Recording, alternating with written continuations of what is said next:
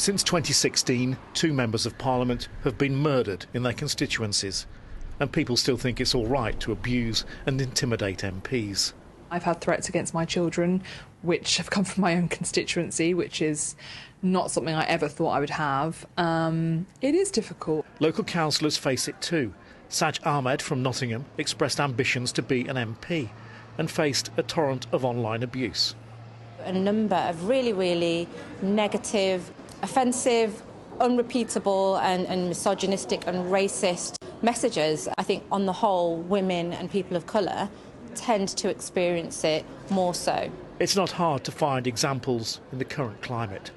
There's definitely a burden on social media companies who have all of our data, who are harvesting that and using that for advertising and making huge amounts of money. I think there's an onus on them to do more to protect people from this kind of hate.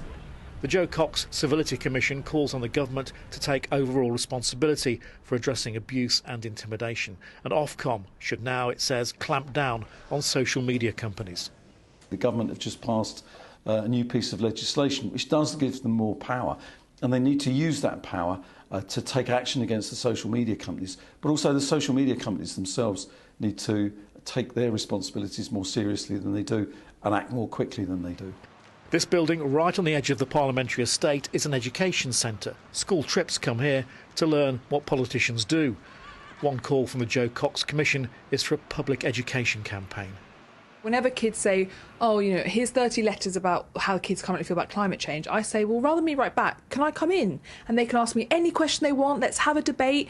And actually, sometimes I think it's beneficial for the teachers as well to see that politicians are human beings.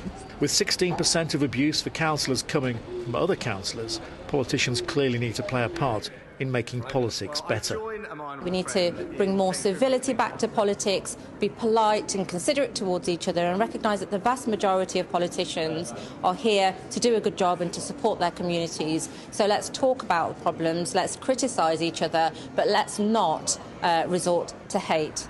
Hate and intimidation does drive people away from politics. There are days when my husband says, do you want to keep doing this? Are we going to keep doing this? There are days when I'm in London at, midnight, having just got back from a vote in a flat empty and cold on my own. And, my husband's sending me pictures of him putting our kids to bed on his own.